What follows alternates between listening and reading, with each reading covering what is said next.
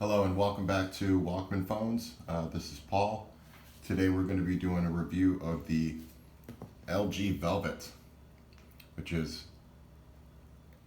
one of LG's last phones. It was released in the summer of 2020.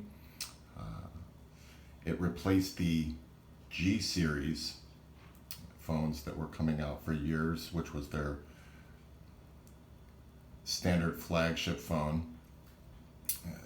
They weren't doing well, so they decided we're going to change it up and we're going to make a whole new phone, whole new line.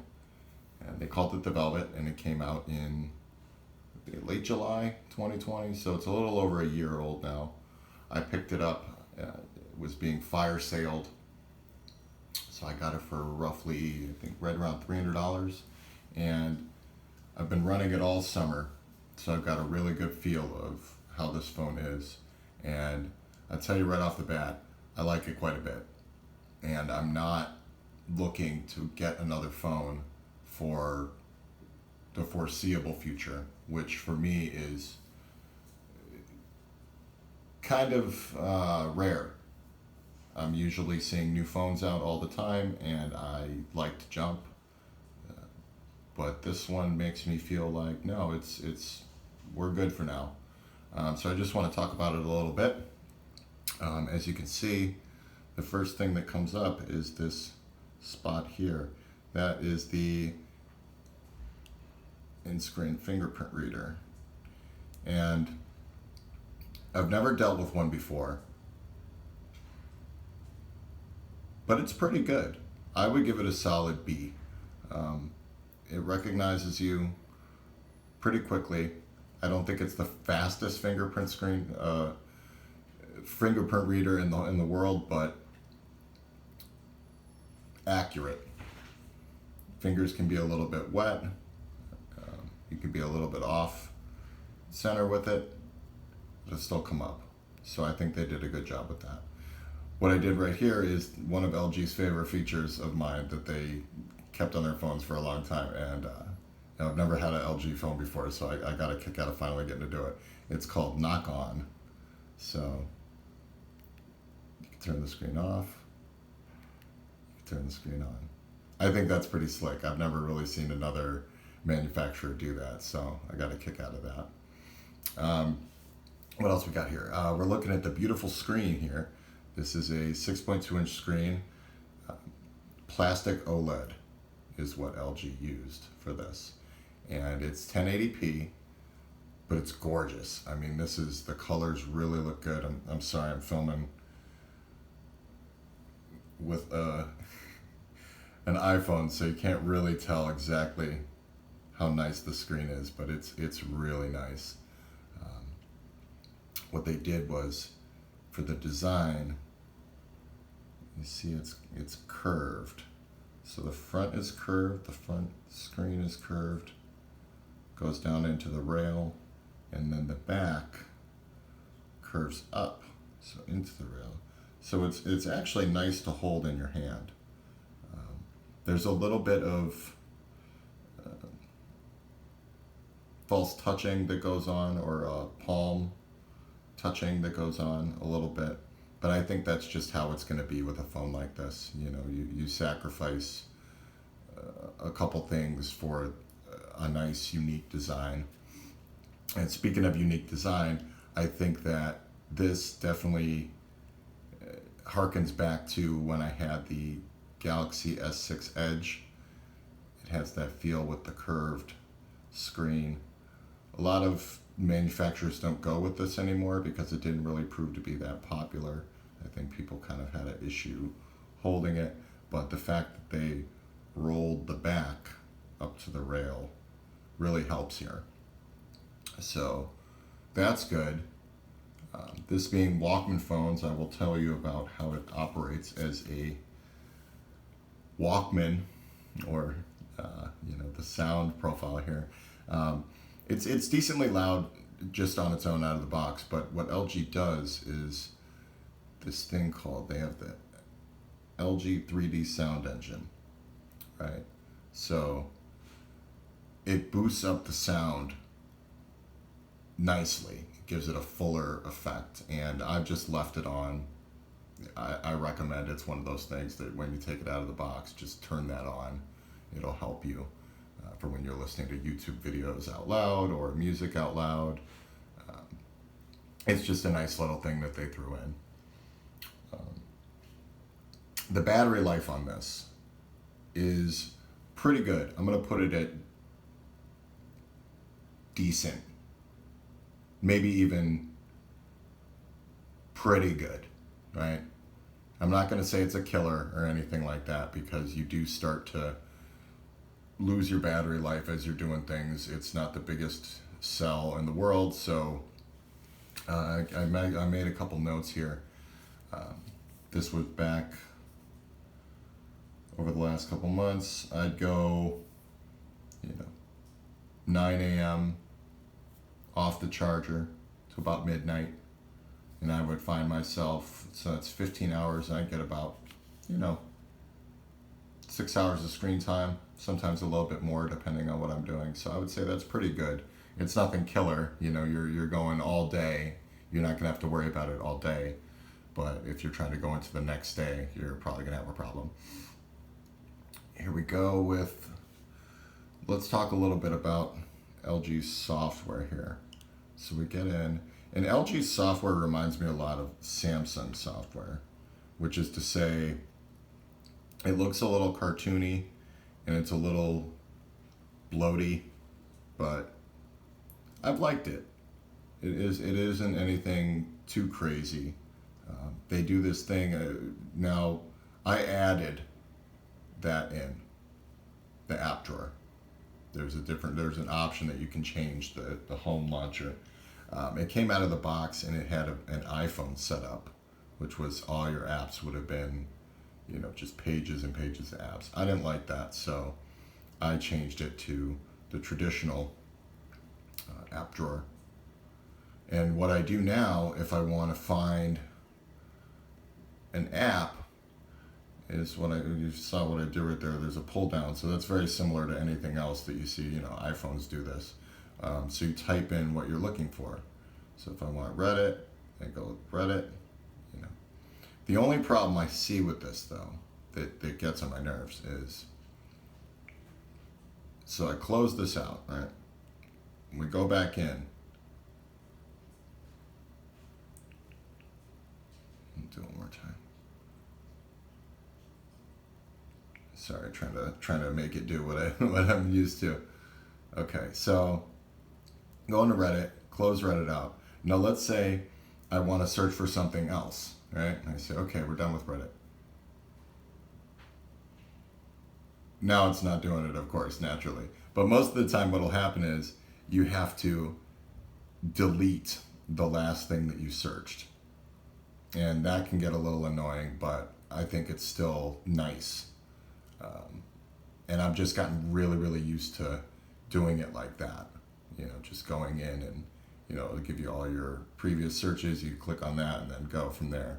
And I've found that I'm doing that a lot more than actually going through the app drawer. So that's interesting. Everything is gestures, as you can see. So you can add the old traditional buttons if you want, the Android buttons if you'd like, but you don't have to. And I just left it like it is out of the box. So if you want to go back, you're sliding along the edge. And I think that's where the edge screen, the rolling edge, actually really helps it, because it's easy enough. The curves, even though it's a bigger screen phone, the curves help with what you're trying to do. So I understand that design language that they went with there. As we can see here, it has a Google Assistant button, right? There's the volume buttons up and down, the Google Assistant button, which I thought was going to drive me nuts at first. Really thought that's going to get in the way. I'm not going to like that. Turns out, no. There's no issue whatsoever with it. It's recessed, and it's a little difficult to push. Not difficult, but you have to actually go out of your way to push it. So that's not in the way. Some people really don't like when they add an extra button to these phones. I think it's okay because, like I said, it's not in the way. Let's talk a little bit more about the design since we've been going. Now, this is all glass and a metal rail. So you would think this is going to be a super fragile phone. You would be wrong. I have dropped this phone multiple times from decent heights, and it's fallen directly on its face, directly on its back. It's fine.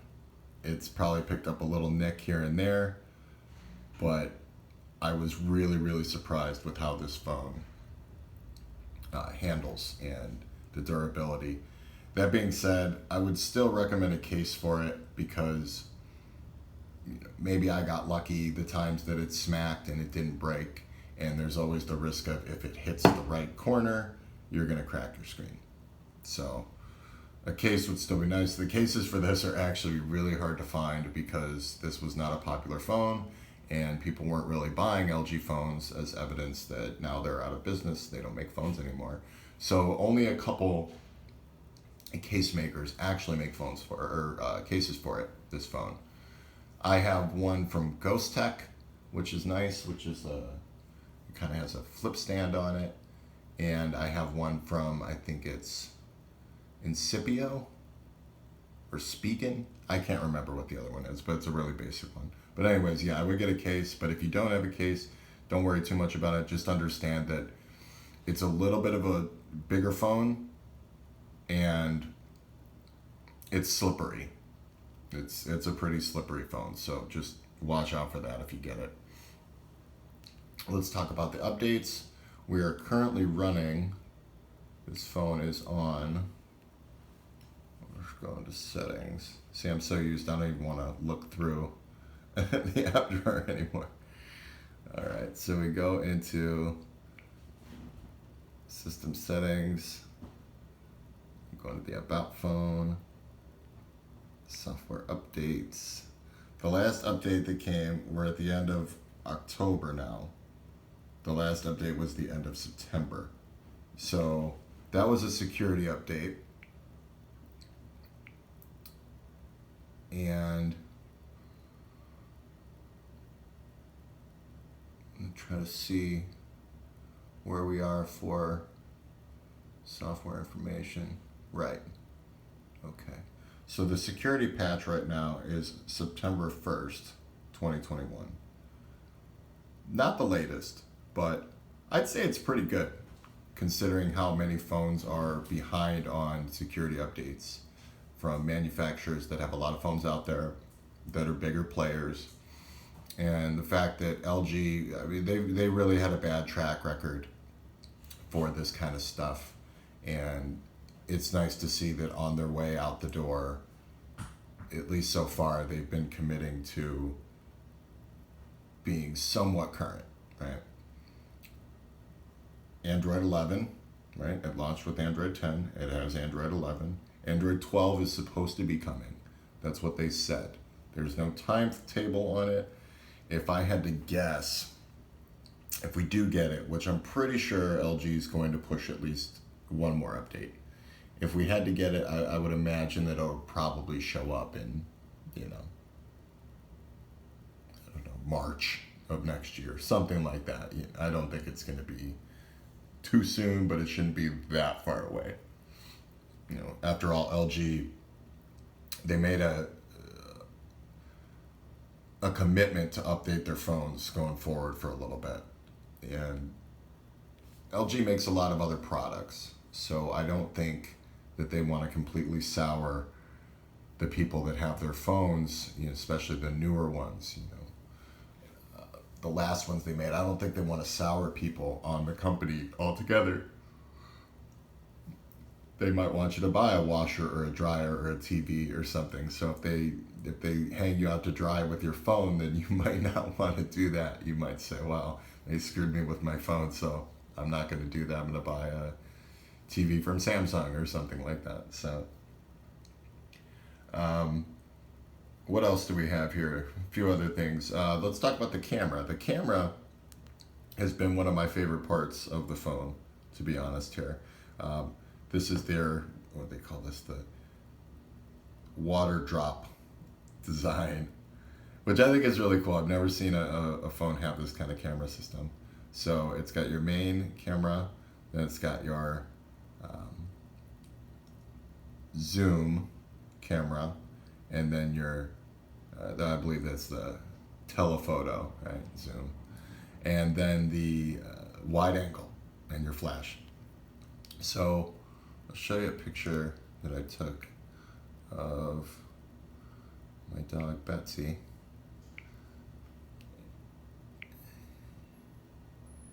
And I think the colors are really nice. I mean, it's going to be hard to pick up on camera here, but it's actually a really nice camera. I got one of a very cool, different looking Kia that I saw out in the street that I thought was worth taking a picture of. I took this phone with me to California over the summer, and I took a ton of pictures, and I was super happy with everything that came out. The shutter button, I guess you could say maybe halfway maybe is a, let's see how we look here. Maybe it ticks slow, I don't know. No, I mean, maybe like the end, the processing before you take the next picture might be a tick slow, but I don't think that that's anything to be bothered with. And for a phone that's, like I said, I paid $300 for it. When it came out, it was retailing at $700. I think that's fine. And to be perfectly honest with you, especially at the $300 point. At $300, I think this phone is fantastic. Even at $7, it wasn't terrible, but I could see the problem that LG ran into trying to sell it for $7 because it doesn't have a Snapdragon 800 chip in it. And that right there, trying to sell this as your main phone, people notice that type of stuff. And the people that were buying LG phones at the time, I think a lot of them were enthusiasts and spec people, right? So you said, okay, we're not going to do the Snapdragon 800.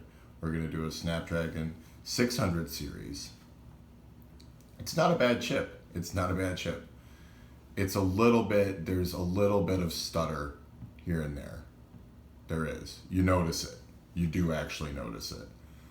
But it's not enough to throw you away from the phone, in my opinion. I'm pretty particular, and even with the little hang-ups here and there, I'd be hard-pressed to say, oh, I want another phone right now. There's much higher-end phones I could go with. I would really, like to check them out. And, oh, that's a cool design and this and that. But there's something about the Velvet that I really, really like, and I can't really place my finger exactly on what it is. But I love the design. The screen's beautiful, and it runs nicely. It's got a headphone jack.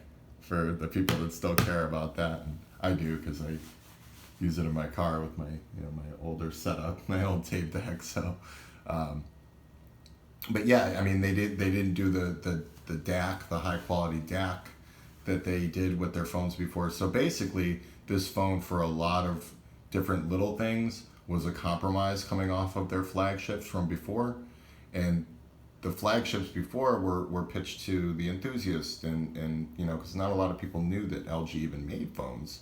LG was making mostly budget phones, really low end stuff for the MVNOs, Boost Mobile and Crickets, so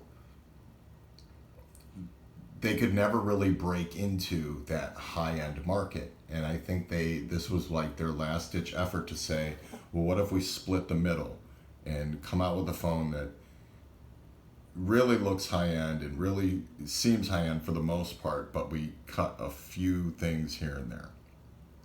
And as we know, the story goes, it didn't work out for them. They ended up shutting up shop over the summer, and here we are. So there's the LG Velvet. That's my review for it. I would say if you want to get this phone, if you're watching this video and you're questioning, should I get this phone or not? I'm going to go ahead and say 100% get it. It's been out for a year now. You're going to get a good price on it. I have no qualms with it whatsoever. It's great as a phone. No problems whatsoever, besides the little hiccups here and there that I mentioned. But I think you'll like it. Anyways, that's my review, and I will talk to you guys later. Bye.